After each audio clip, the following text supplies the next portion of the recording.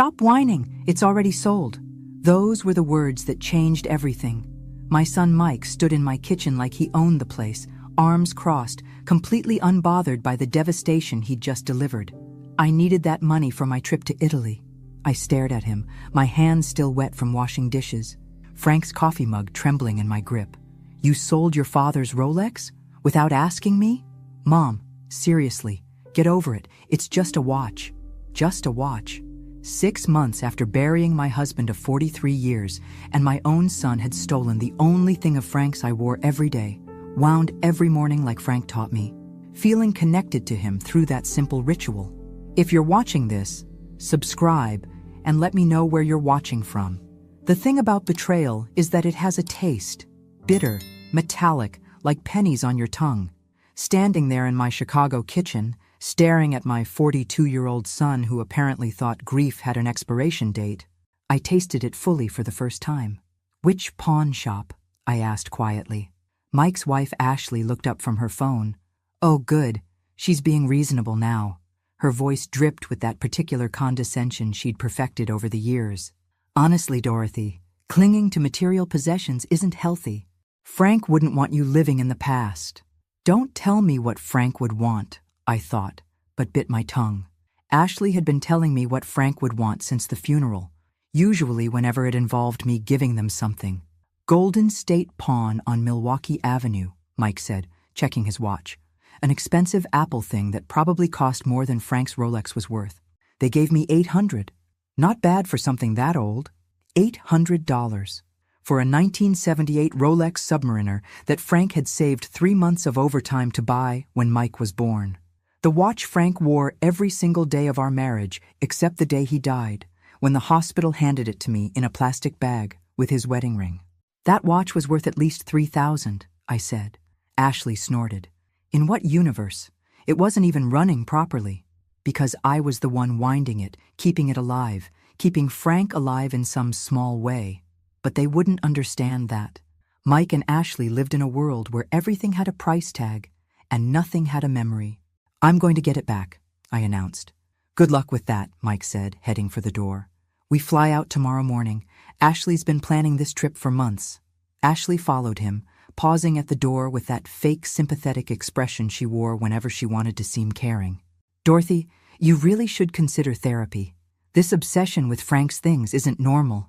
The door slammed, leaving me alone with the bitter taste of betrayal and the silence that had become my constant companion since Frank died. But here's what Mike and Ashley didn't know about their pathetic old mother. I'd spent 40 years as a bank manager. I knew the difference between giving up and strategic planning. And I was done giving up. The pawn shop was exactly what I'd expected. Cramped, dusty, with the kind of fluorescent lighting that made everything look sickly. The man behind the counter had arms covered in tattoos and the weary expression of someone who'd seen every sob story in the book. You hear about the Rolex? He asked before I even opened my mouth. How did you know? Your son warned me you might show up. Said you were having a hard time letting go. He shrugged apologetically. Look, lady, I feel for you, but business is business. I paid fair market value. Fair market value. As if there was a standard price for 43 years of marriage, for the sound of Frank winding that watch every morning while his coffee brewed, for the weight of it in my hands when the hospital nurse placed it there alongside his wedding ring. I'll buy it back, whatever you need. The man, his name tag read Danny, looked uncomfortable. It's already sold. Guy came in this morning, paid cash, no returns in this business.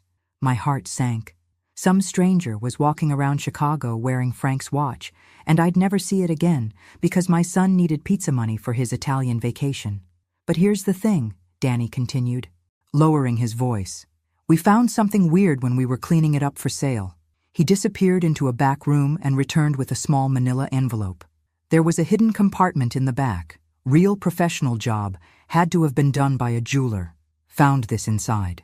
Inside the envelope was a folded piece of paper, yellowed with age. In Frank's careful handwriting, Dorothy's birthday, July 15th, 1955, the day I knew I'd marry her. Below that, a series of numbers and letters that looked like some kind of code, SS4457CH0815DS. I stared at the paper, my hands shaking. Frank had never mentioned any hidden compartment. In 43 years of marriage, he'd kept this secret, hidden in plain sight on his wrist. "You recognize those numbers?" Danny asked. I shook my head, but something about them nagged at me. They looked familiar, like a password or account number. Frank had been meticulous about record keeping, always writing down important numbers in his careful handwriting. "The guy who bought the watch," I said suddenly. "What did he look like?" Danny's expression shifted, became more guarded. "Why?" "Because my husband hid this for a reason, and I think whoever bought that watch might be in for a surprise." "Ma'am, I really can't. Please." I leaned forward, letting Danny see the grief that was still raw after 6 months. "That watch is all I have left of him. I'm not asking you to break any laws. I just want to know if the buyer seemed to know about the compartment." Danny was quiet for a long moment, studying my face. Finally, he sighed. He didn't say much, but when I mentioned we'd found something inside, he got real interested, asked if we'd opened it. A chill ran down my spine. "Did he give you a name?" "Paid cash. No paperwork required for purchases." Danny paused. "But he did ask specifically about watches that had come in recently. Said he collected vintage Rolexes. Someone had been looking for Frank's watch specifically. But why? And how did they know about the hidden compartment?" I thanked Danny and walked back to my car, the piece of paper burning in my purse like a secret I wasn't sure I wanted to uncover. Frank had hidden this for 47 years. Hidden it from me. What else had my husband been hiding? That night, I sat at Frank's desk in my bedroom, surrounded by 43 years of financial records. Frank had kept everything: bank statements, tax returns, investment account statements, all filed away in his precise, methodical manner. The code from the watch stared up at me from the piece of paper: SS4457CH0815DS. I'd been through every account we owned, every investment, every safety deposit box. Nothing matched those numbers. Frank had been financially conservative: savings account, checking account, a modest retirement fund. Nothing fancy, nothing hidden, or so I'd thought. My phone rang, interrupting my search. Mike's name flashed on the screen. "Mom, Ashley's upset. She says you made a scene at the pawn shop." I almost laughed. In what world was trying to recover my husband's stolen watch making a scene? "I went to buy back your father's watch. Unfortunately, someone else already purchased it. See? Problem solved. Time to move on." The casualness in his voice made my chest tighten with anger. This was Frank's son, the baby Frank had worked double shifts to provide for, the kid Frank taught to throw a baseball and change a tire. When had Mike become this cold? "Mike, there was something hidden inside the watch. Your father left me a message." Silence on the other end. Then, "What kind of message?" "I'm not sure yet, but it looks like account numbers or a password." "Mom." Mike's voice changed, became more alert. "What exactly did the message say?" Something in his tone made me hesitate. This was the most interested Mike had sounded in anything related to his father since the funeral. "Just some numbers," I said vaguely. "Probably nothing important. Maybe I should come over, help you figure it out." Now I did laugh, bitter and sharp. "Yesterday you told me to stop living in the past. Today you want to help sort through Frank's things?" "I'm just trying to be supportive." "By stealing his watch?" Mike sighed heavily. "Fine, be stubborn. But don't come crying to me when you drive yourself crazy chasing ghosts." After he hung up, I stared at the phone. Mike's sudden interest was suspicious, but I couldn't figure out why. He'd made it clear he considered Frank's possessions worthless sentiment, unless they weren't just sentiment. I returned to the desk, but this time I approached it differently. Instead of looking for accounts that matched the numbers, I started looking for patterns. Frank had been an accountant before his retirement. He thought in systems, in logical progressions. SS could be Social Security. Frank's number started with 457, but not 4457. CH could be Chicago, where we'd lived our entire marriage. EO 815 made me pause. August 15th, our wedding anniversary. DS was harder. Frank's initials were FS. Mine were DS. Dorothy Sullivan, my initials. The code included my initials. I pulled out my laptop and started searching. Swiss bank accounts used codes like this. So did offshore investment firms. 3 hours later, I found it. Secure Solutions, Investment Management. based in the Cayman Islands.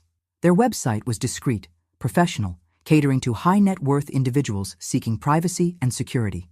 The account login page required a client number and password. With trembling fingers, I typed in SS4457CH0815DS in the client number field. Valid account number appeared on the screen.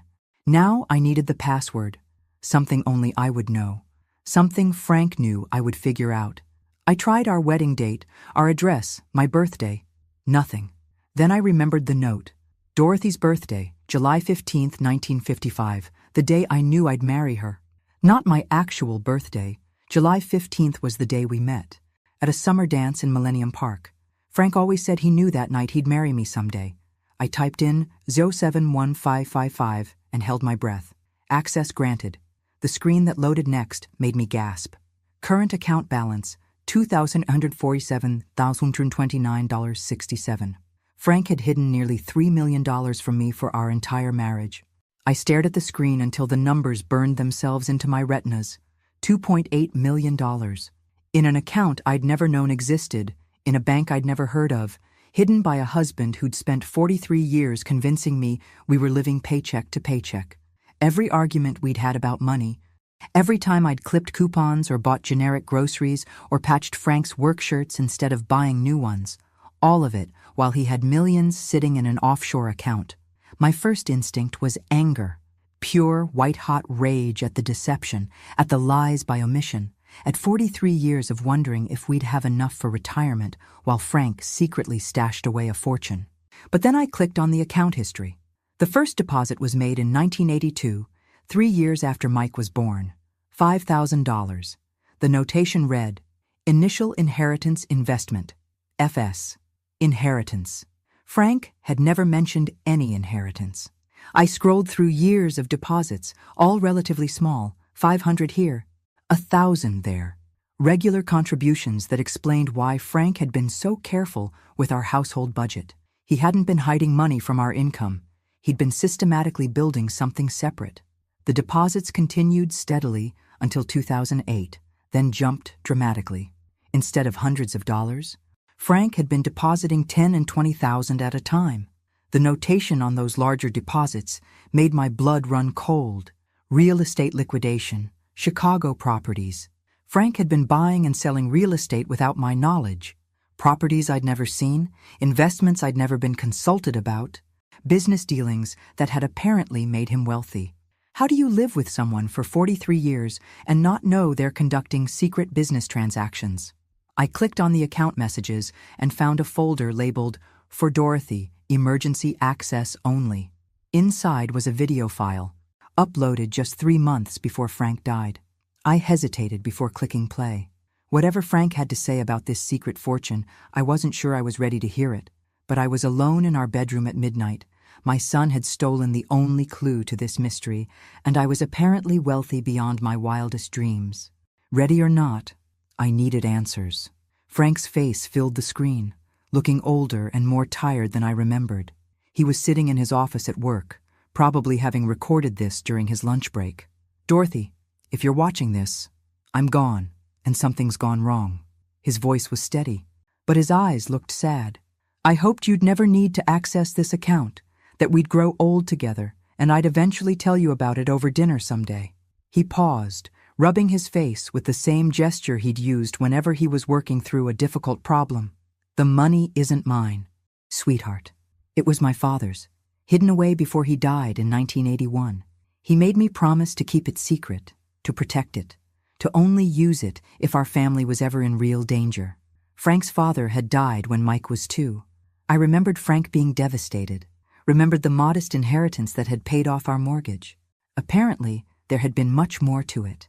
My father saw what the Depression did to families, how quickly stability could disappear. He wanted to make sure his grandchildren would always be protected, no matter what happened. Frank looked directly into the camera, and I felt like he was sitting right next to me. I've been investing the money carefully, conservatively. Every penny is documented, every transaction is legal. It's grown because I've been reinvesting for 40 years, but the original amount was meant to be emergency money. Insurance against catastrophe. The video continued with Frank explaining the account details. the investment strategy, the legal protections he'd put in place. But I was stuck on one phrase. I hoped you'd never need to access this account. Frank had died of a heart attack at work. Sudden, unexpected, no warning signs. How could he have known I'd need this money? Unless the catastrophe he'd been protecting against wasn't random. Unless Frank had known something about our family that I was just beginning to understand. The next morning, I called in sick to my part-time job at the library. For the first time in 6 months, I had something more important to do than organizing returned books and shushing teenagers. I needed to understand what Frank had meant by real danger. The investment account had detailed records going back 40 years, but I started with the recent transactions. Frank's last deposit had been made just 2 weeks before he died, $25,000, with the notation, property sale, emergency liquidation. Emergency liquidation. Frank had been converting assets to cash right before his death. I spent the morning researching every property transaction Frank had made. The man I'd been married to for 43 years had apparently been a secret real estate mogul, buying and selling properties all over Chicago with money I didn't know we had. But here's what made my blood run cold. Every property Frank had sold in the last year had been purchased by the same buyer, a company called Sullivan Investments, LLC. Sullivan was Mike's last name, too. I grabbed my phone and called my nephew Danny, who worked in real estate. If anyone would know about property transactions in Chicago, it would be Danny. Aunt Dot, how are you holding up? I'm fine, honey. Listen, I need to ask you about something. Have you ever heard of a company called Sullivan Investments, LLC? Danny was quiet for a moment. Actually, yeah. They've been pretty active lately, buying up properties in good neighborhoods. Cash deals, moving fast. Why? Do you know who owns the company? I can find out. Give me an hour. I spent that hour going through Frank's desk more carefully, looking for any documentation about his real estate dealings. Hidden in the back of his filing cabinet, behind 40 years of tax returns, I found a folder marked Insurance Policies. But instead of insurance documents, the folder contained contracts, property deeds, and correspondence related to Frank's investments. At the bottom of the pile was a letter that made my hands shake. It was from a private investigator, dated 6 months before Frank's death. Mr. Sullivan, per your request, I've completed the investigation into your son Michael Sullivan's financial activities. My findings are concerning. Your son has accumulated approximately $180,000 in gambling debts to several offshore betting sites. He's also taken out multiple high-interest loans against his business, using fraudulent information about his income and assets. Of greater concern are the inquiries Mr. Sullivan has been making about your estate. He's contacted 3 different lawyers asking about inheritance law and the process for contesting wills. He's also made inquiries about power of attorney procedures and elder care facilities. I believe your son is planning to have you declared incompetent in order to gain control of your assets. The paperwork I've uncovered suggests he's been researching this option for several months. I recommend taking immediate steps to protect your assets and ensure your wife's financial security. Regards, Thomas Chen, private investigator. My phone rang. Danny. Aunt Dot, you're not going to believe this. Sullivan Investments, LLC is owned by Mike Sullivan. You're Mike. I closed my eyes, the pieces finally falling into place. Frank hadn't been hiding money from me. He'd been hiding it from Mike. Every property sale, every cash deposit, every emergency liquidation had been Frank systematically moving assets out of Mike's reach. Frank had known his own son was planning to rob us. But Frank had died before he could warn me, leaving only the hidden compartment in his watch as a clue to find the truth. My son hadn't stolen Frank's Rolex for vacation money. He'd stolen it because he was looking for exactly what I'd found, access to Frank's hidden fortune. And now that Mike knew I'd found something in the watch, he wouldn't stop until he figured out what it was. I was still sitting in Frank's chair, staring at the private investigator's report, when I heard Ashley's key in my front door. She'd had a spare key since the funeral, ostensibly to check on me when Mike was working.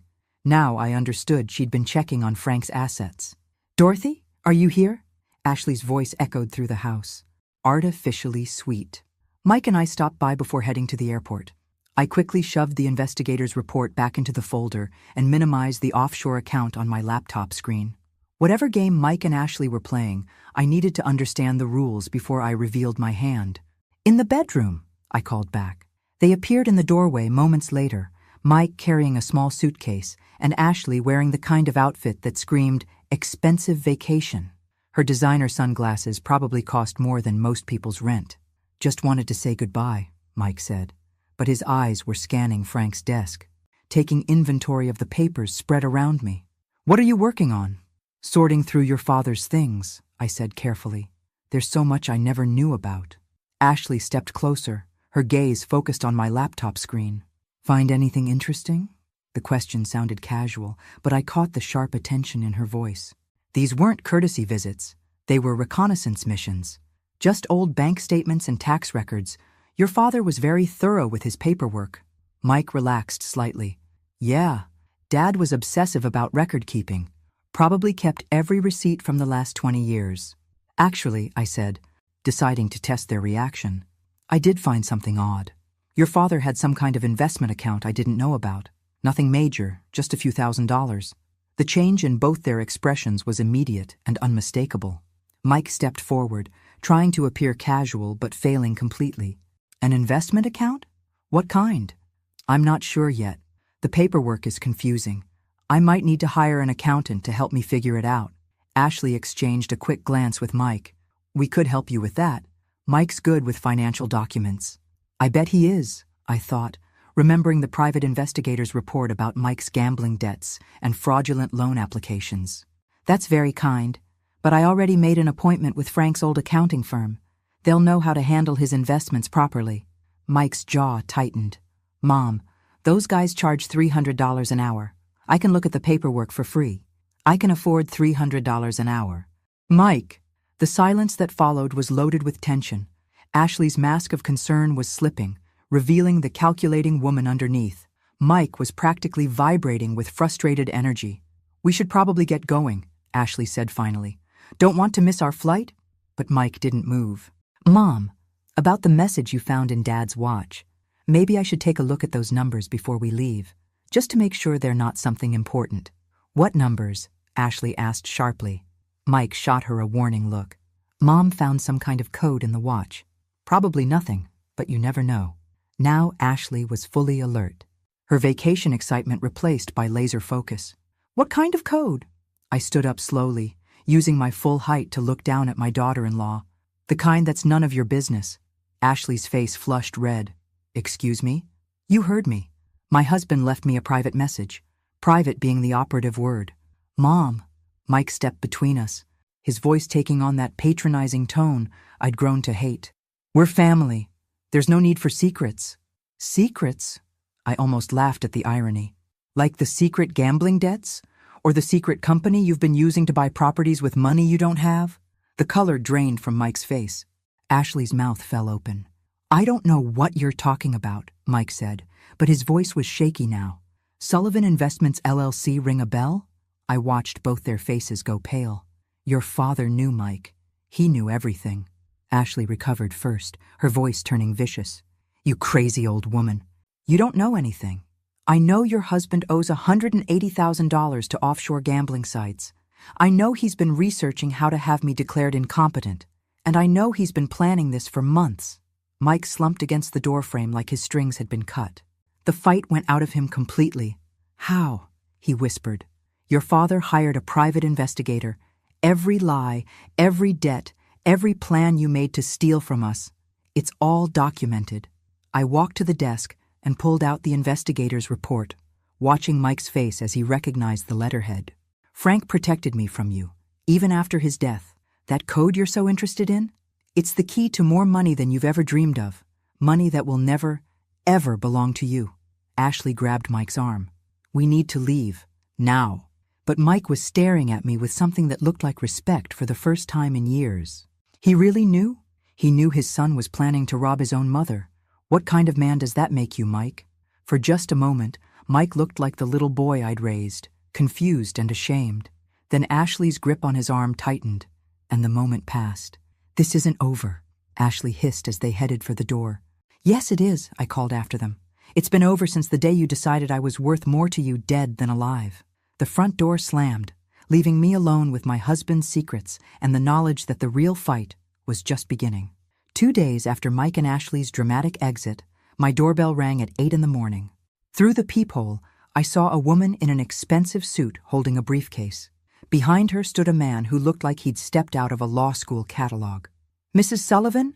I'm Catherine Wells from Wells, Morrison & Associates. This is my colleague, David Kim. We represent your son Michael in some family legal matters." Family legal matters. That was one way to put it. I opened the door, but didn't invite them in. "What can I do for you?" Catherine smiled with the kind of practiced warmth that probably cost $300 an hour. "Mrs. Sullivan, your son is concerned about your well-being. He's asked us to discuss some options that might be beneficial for everyone involved." "Such as?" David stepped forward, pulling out a tablet.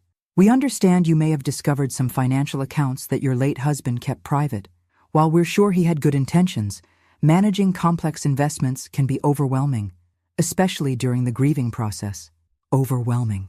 As if I hadn't spent 40 years managing our household finances down to the penny while Frank secretly played real estate mogul. "I appreciate your concern, but I'm perfectly capable of managing my own affairs." Catherine's smile never wavered. "Of course you are. But consider this. Your son could help shoulder that burden. We've drafted some documents that would give Michael power of attorney over your financial decisions. Just temporarily, until you've had time to properly grieve." There it was. Exactly what Frank's private investigator had warned about.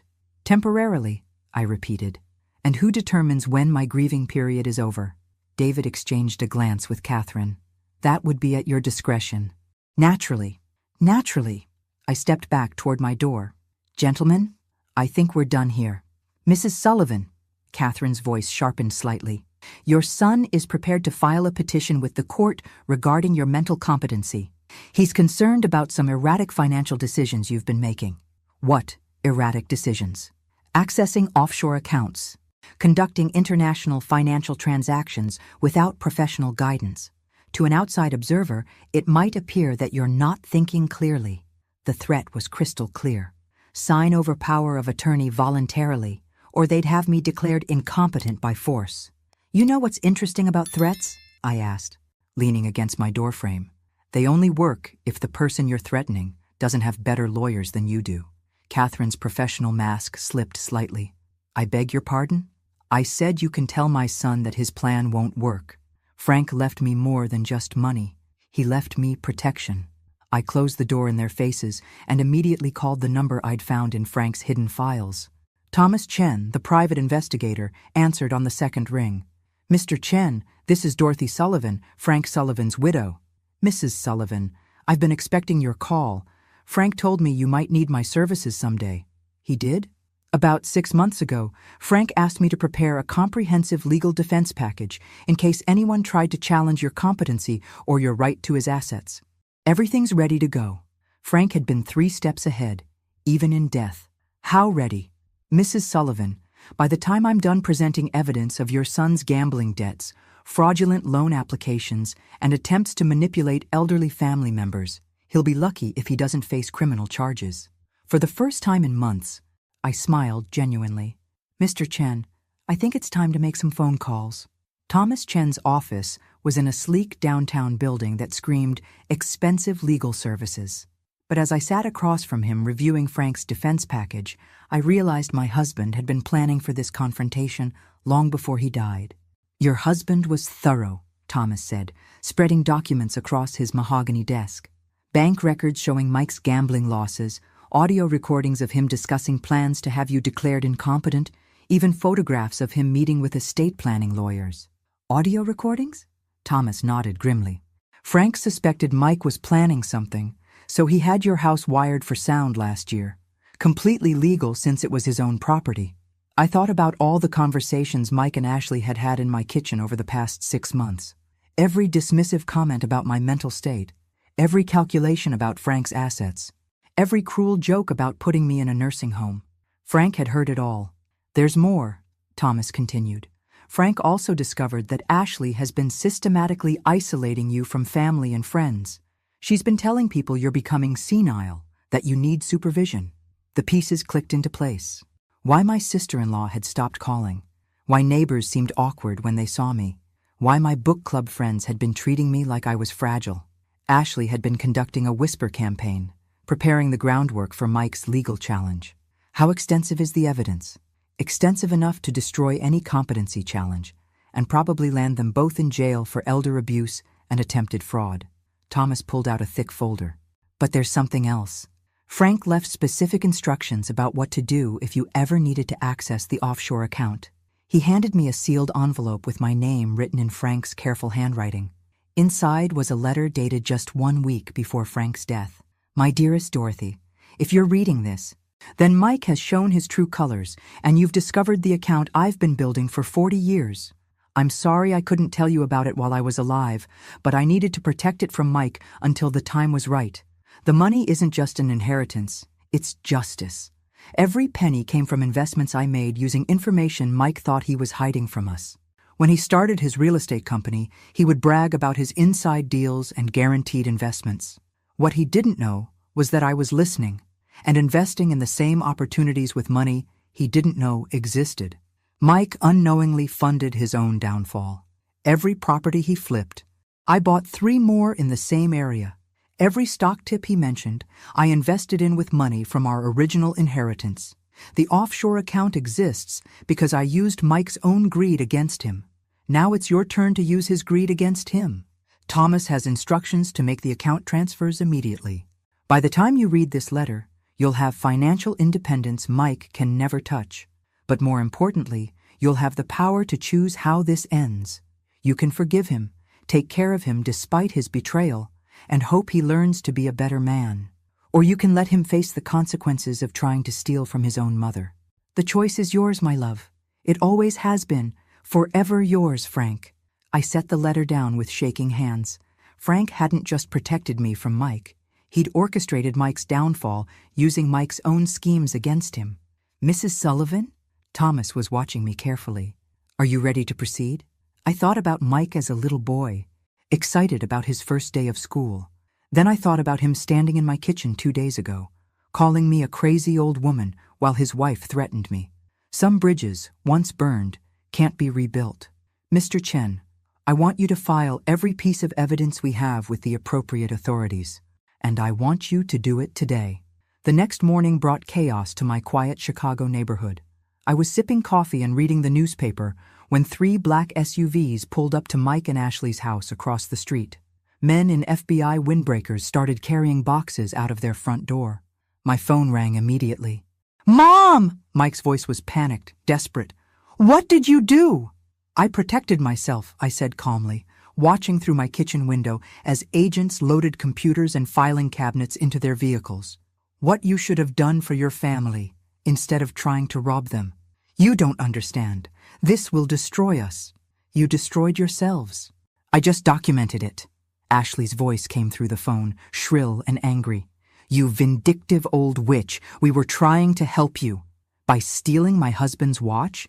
By planning to have me declared incompetent? By spreading lies about my mental health to isolate me from friends and family? The line went quiet, except for Ashley's ragged breathing. Frank knew everything, Mike. Every debt, every lie, every plan you made to rob us. He spent the last year of his life protecting me from his own son. Dad wouldn't. Your father hired a private investigator to document your gambling addiction and your plans to steal my inheritance. He had our house wired for sound so he could record every conversation you had about putting me in a nursing home. I heard Mike make a sound like a wounded animal. The FBI is seizing your business records because Frank's evidence shows you've been using fraudulent information to secure loans. The IRS is auditing you because you've been hiding income. And the state attorney's office is investigating you for elder abuse. Mom, please. Mike's voice broke. I never meant for it to go this far. When did it start? Mike, when did you decide your mother was worth more to you dead than alive? Long silence. When Mike spoke again, his voice was barely a whisper. When I realized Dad had been hiding money from us. I saw some paperwork in his office last Christmas, references to accounts I'd never heard of. I thought if you both died, everything would come to me automatically. The honesty was brutal, but somehow cleaner than the months of lies and manipulation. You were wrong. Frank made sure everything would be protected from you. How much? Mike asked. How much did he hide? Enough to ensure I never have to depend on family who sees me as a burden. I hung up and watched through the window as FBI agents escorted Mike and Ashley to separate cars. Ashley was screaming at the agents, probably demanding lawyers and threatening lawsuits. Mike just looked broken. My phone rang again. This time it was my neighbor, Mrs. Patterson. Dorothy? I just wanted to call and apologize. Ashley told me you were having memory problems and I believed her. I should have talked to you directly. It's all right. Helen, Ashley can be very convincing. Is it true what they're saying? That Mike was planning to steal from you? I looked at Frank's picture on my mantle, remembering the man who'd protected me, even after death. It's true, but it's over now. 3 weeks later, I sat in Thomas Chen's office reviewing the final legal documents. Mike and Ashley were facing federal fraud charges. Their business had been seized and their assets frozen pending investigation. But that morning had brought an unexpected visitor. Mrs. Sullivan, there's someone here to see you, Thomas's secretary announced. Says his name is Richard Torres, and he has something that belongs to you. The man who entered was in his 60s, well-dressed, with the kind of careful demeanor that suggested law enforcement background. In his hands was a familiar blue velvet box. Mrs. Sullivan, I'm the one who bought your husband's watch from the pawn shop. I stared at him, confused. How did you know to find me? Richard smiled and set the box on Thomas's desk. Because Frank Sullivan hired me 20 years ago to protect this watch if anything ever happened to him. I don't understand. I'm a retired federal marshal, Mrs. Sullivan. Your husband contracted me to monitor certain situations. When the watch appeared at Golden State Pawn, I was notified immediately. Thomas was taking notes furiously. You were surveillance on Mike Sullivan? Among other things. Frank was thorough in his preparations. Richard opened the velvet box, revealing Frank's Rolex. But there's something else you need to know about this watch. He turned it over and pressed something on the back. A second hidden compartment opened, smaller than the first. Inside was a micro SD card. Frank recorded everything, Mrs. Sullivan. Every conversation Mike had about manipulating you, every meeting with lawyers about declaring you incompetent, every discussion about what to do with your assets after you were gone. The room spun slightly. Frank was recording Mike? For 18 months. Audio, video, financial records, everything needed to ensure Mike could never successfully challenge your mental competency or your right to Frank's inheritance. Richard inserted the SD card into Thomas's computer. The screen filled with folder after folder of evidence. Audio recordings, video files, financial documents, even photographs of Mike meeting with lawyers and gamblers. Your husband loved you enough to spend the last 2 years of his life building an unbreakable legal defense against his own son.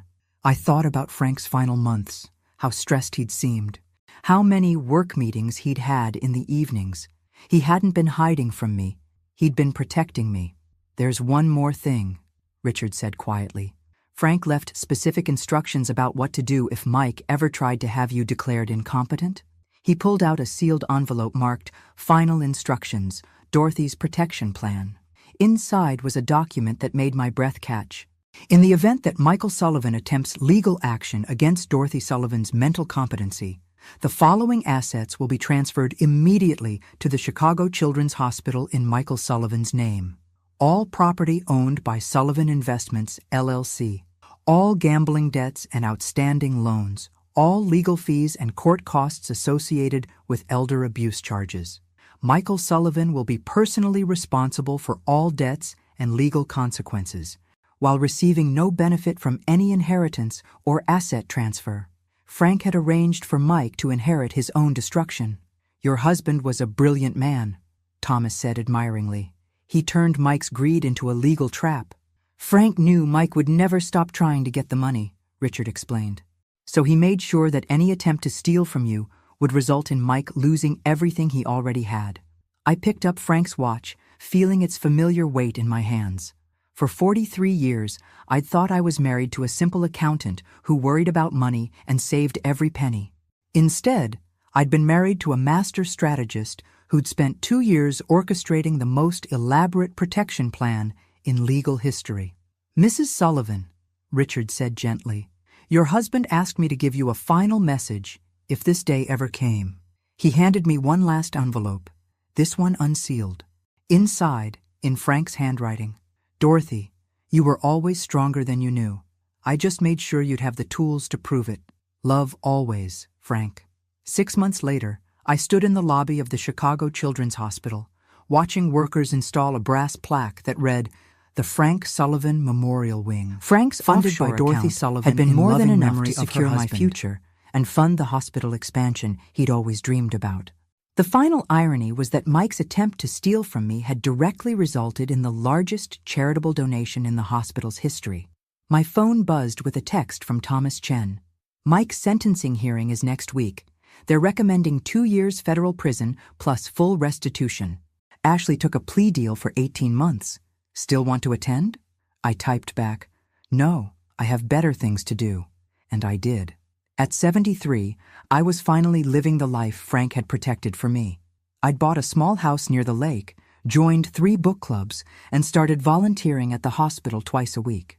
For the first time in decades, I was making decisions based on what I wanted, not what my family expected. My doorbell rang as I was preparing dinner. Through the peephole, I saw a young woman with Mike's eyes and nervous smile. "Grandma Dorothy?" "It's Melissa, Mike's daughter." I hadn't seen her since Frank's funeral, when she was finishing college and starting her first job. Ashley had made sure to cut me off from the grandchildren along with everyone else. I opened the door. "Melissa, what a surprise. I know I should have called first." She was twisting her hands nervously. "I heard about Dad and Ashley, about what they did to you. I wanted to apologize." "You have nothing to apologize for." "I do, though. I knew something was wrong. Dad kept asking weird questions about Grandpa Frank's finances, and Ashley was always making comments about your memory. I should have said something." I studied my granddaughter's face, seeing Frank's honesty there along with Mike's features. "Come in, sweetheart. Let's talk." Over dinner, Melissa told me about her new job teaching elementary school, her engagement to a young doctor, and her guilt about her father's crimes. "I keep thinking I should visit him in prison," she said. "But I'm so angry about what he did to you." "Anger is normal, but Mike is still your father. How can you not hate him?" I thought about Frank's letter, about the choice he'd given me between forgiveness and justice. Because hate would mean he still had power over me. I choose peace instead. Melissa's eyes filled with tears. "I missed you so much. Ashley told everyone you were getting confused, that you didn't want to see us anymore. I never stopped wanting to see you, and I never will." As Melissa helped me clear the dishes, she paused at Frank's photo on the mantel. "I always wondered why Grandpa Frank wore that watch every single day. He must have really loved it." I smiled, thinking about the 2 hidden compartments, the offshore account, the elaborate protection plan that had saved my life. He loved what it protected. That night, after Melissa left with promises to visit every week, I sat on my back porch watching the sunset over Lake Michigan. Frank's watch was on my wrist, keeping perfect time. He'd been gone 8 months, but somehow he was still taking care of me.